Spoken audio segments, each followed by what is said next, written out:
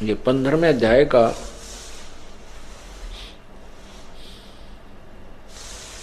और ये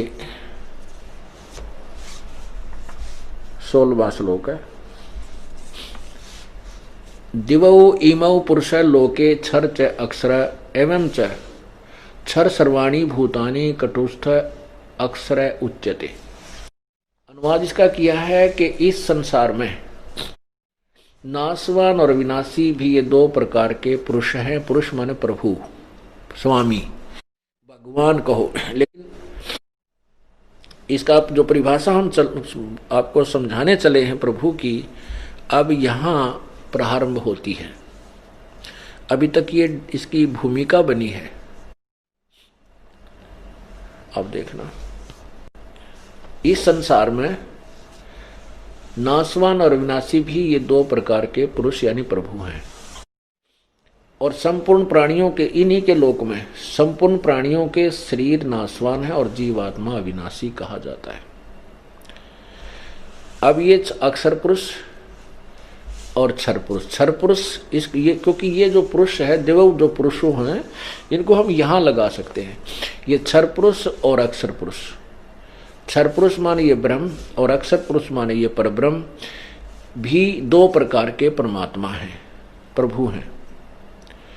और इनके लोकों में सभी प्राणियों तो शरीर के नाशवान हैं और जीवात्मा अविनाशी कहा जाता। जैसे अभी आपने परब्रह्म की भी आयु की सीमा देखी और ब्रह्म की भी। जब परब्रह्म का एक दिन समाप्त होगा 1000 युग का, चतुर्युग नहीं, ब्रह्म का, हाँ ब्रह्म का, परब्रह्म का, अक्षर पुरुष का जब एक दिन समाप्त होगा जो 1000 युग का होगा।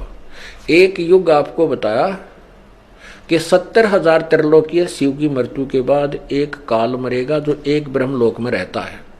वह 3 रूप में रहता है, ब्रह्मा, विष्णु और शिव रूप में। ऐसे ही उसी अवधि से वहां वो अपना ब्रह्मा वाला शरीर छोड़ता है, ऐसे फिर विष्णु वाला छोड़ता है, लास्ट में वो शिव वाला शरीर छोड़ता है।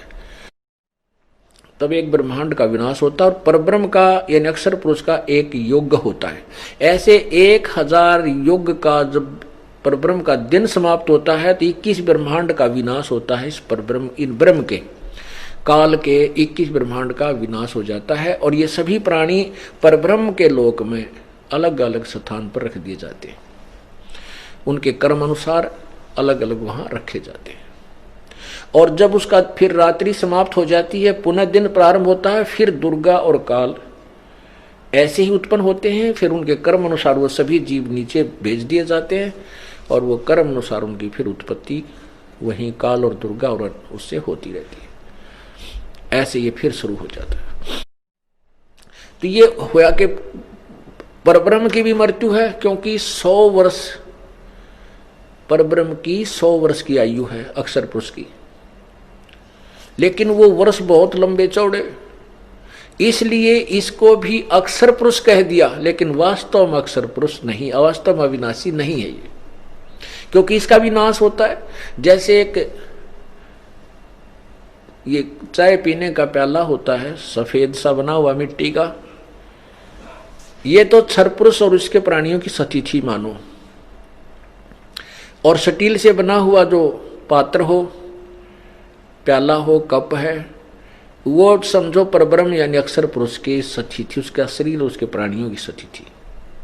लेकिन स्टील को भी जंग लगेगा, अंत में इसका विनाश होगा। लेकिन उस मिट्टी, उस चीनी सफेद प्याले की तुलना में वो अविनाशी यानी काफी स्थायी नजर आता है भी।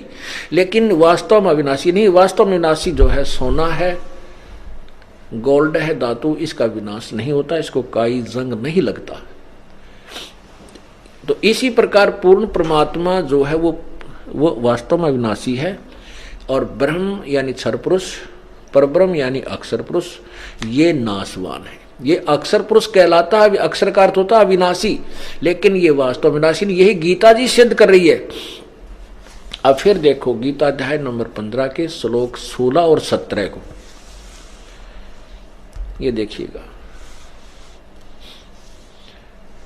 ये 16वां श्लोक आप पढ़ रहे हो।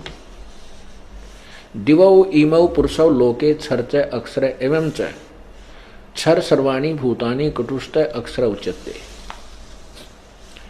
इस संसार में नाशवान और अविनाशी ये क्षर पुरुष और अक्षर पुरुष ये भी दो प्रकार के भगवान हैं।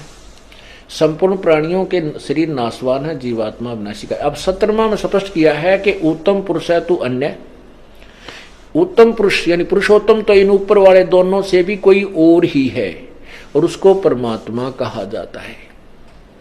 वह वास्तव में परमात्मा कहा जाता है, परमात्मा इति उदाहरत है। और यह लोग त्रयम् अविश्य विभर्ति अव्यय ईश्वर, अव्यय माने अविनाशी, अव्यय माने अविनाशी, वो अविनाशी प्रभु है, अविनाशी परमात्मा है, परमेश्वर है।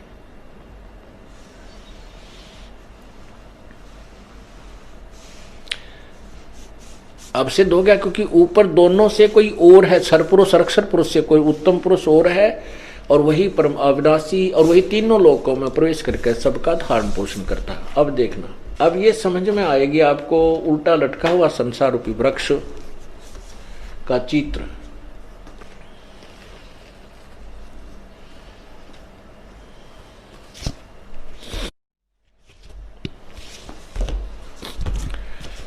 अब यहां ये जड़ है।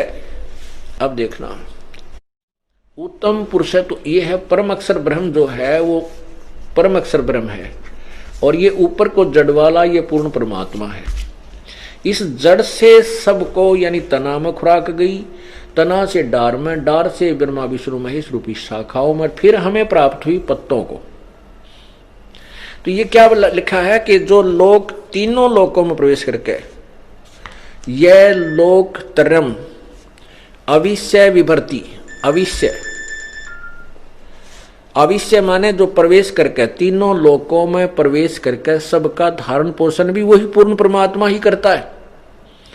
और वही अविनाशी परमेश्वर परमात्मा इस प्रकार कहा गया है।